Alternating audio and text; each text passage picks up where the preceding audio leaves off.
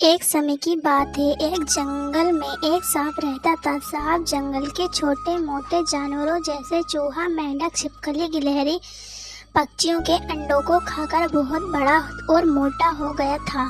सांप के विशाल आकार के कारण जंगल के बड़े बड़े जानवर भी उसके पास आने से डरते थे।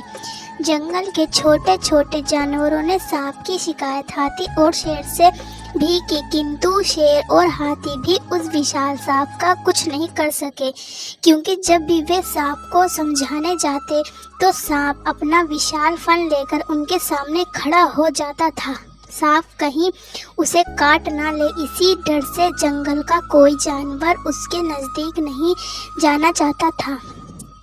धीरे धीरे सांप को ये घमंड हो गया कि जंगल का कोई भी जीव उसका सामना नहीं कर सकता। सांप ने सोचा कि जब जंगल का राजा शेर ही मुझसे डरता है तो क्यों ना मैं भी एक राजा की तरह किसी विशाल के घर में रहूं। ये सोचकर सांप एक विशाल बरगद के पेड़ के बिल में रहने लगा।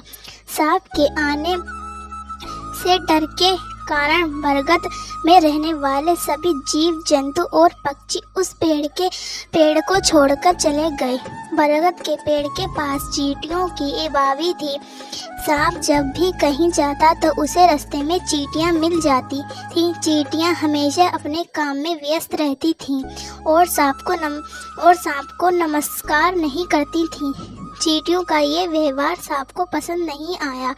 एक दिन वे चींटियों की रानी से बोला, तुम अपनी सेना को समझा देना कि मैं जब भी ये यहाँ से गुजरता हूँ तो मुझे सर झुकाकर नमस्कार करें, नहीं तो मैं सभी को मार डालूंगा। सांप की बात चींटियों की रानी को बिल्कुल भी पसंद नहीं आई और उसने सांप की बात मानने से इनकार कर दिया। सांप ने गुस्से में आकर अपनी पूंछ से चींटियों की बावी पर प्रहार कर दिया, जिससे उनके घर का काफी नुकसान पहुंचा। सांप इस व्यवहार से सभी चींटियां बहुत अधिक क्रोधित हो गईं और उन्हें हाथ मिलकर हमला कर दिया। चींटियों के काटने से सांप की बहुत बुरी हालत हो गई। धीरे धीरे चींटियों की संख्या बढ़ती जा रही थी और सांप अपने आप को असह्य महसूस करने लगा। आखिरकार चींटियों के हमले से सांप की मौत हो गई और जंगल के जानवरों को उस खतरनाक सांप से मुक्ति मिल गई। शिक्षा, इस कहानी से हमें शिक्षा मिलती है कि कभी भी किसी जीव को छोटा समझकर उस पर अत्याचार नहीं करना चाहिए।